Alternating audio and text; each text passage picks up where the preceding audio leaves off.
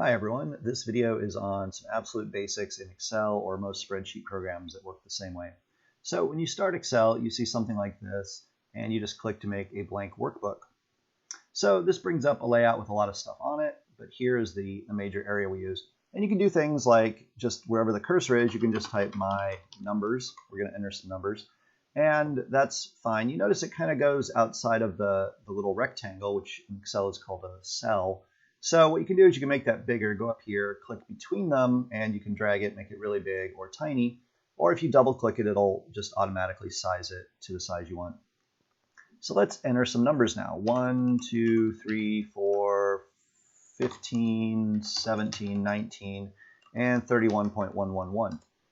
Easy enough. And that looks fine, but let's do some formatting here. So if you click back up here on My Numbers, maybe you go up here and you want to make it bold. And maybe also underline and italic. No, that looks terrible. Let's not do that. Let's do another thing where we select all of this. So just click and drag to select it all. And let's go up here and click this button to center align it. Doesn't that look nice? So now we have a bunch of numbers. Let's do some calculations. So to do calculations in Excel, you need to start with entering the calculation you're going to do. So let's do a sum, a count, and an average. And you just type those in just as text using a keyboard. To calculate in Excel, start with the equals sign. So press equals, that tells Excel you want it to do some math for you.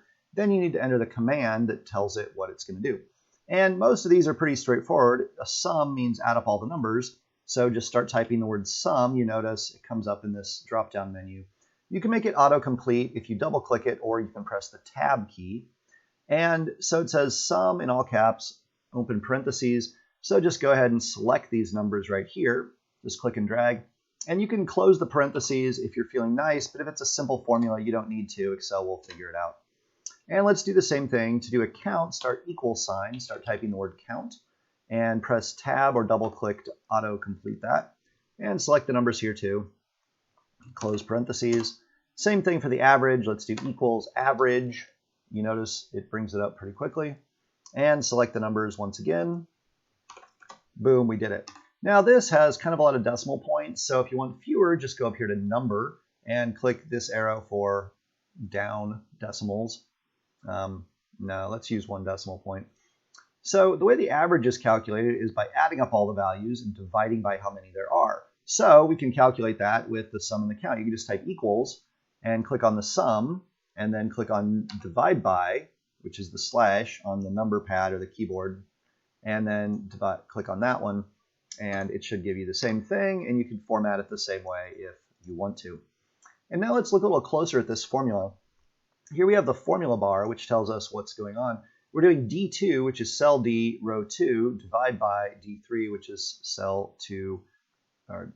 column D, row 3. And so just make sure it color codes it and everything, so make sure that your formulas are doing what you want them to do. For example, suppose we add another number here, like negative 1.65. Now, it's going to give us some error messages here, but the error message is, as you might expect, the fact that we're adding up all these numbers, but excluding the last one doesn't make a lot of sense. So to fix that, you can do this, update formula to include cells. That's fine. You could go in here and you could edit the formula manually. Just click in here, and you can change this 9 to a 10, and you can see it updates the range to include it there too. Or you can go into the formula and you see it has this region selected. So if you hover over the corner just right, the cursor changes, and you can click and drag to update it that way too. So that's pretty much all you need to sort of get started with Excel, all the calculations we're going to do this week. So you'll submit this file with your own numbers. Don't just copy mine on D2L. But the other thing you need is a code name.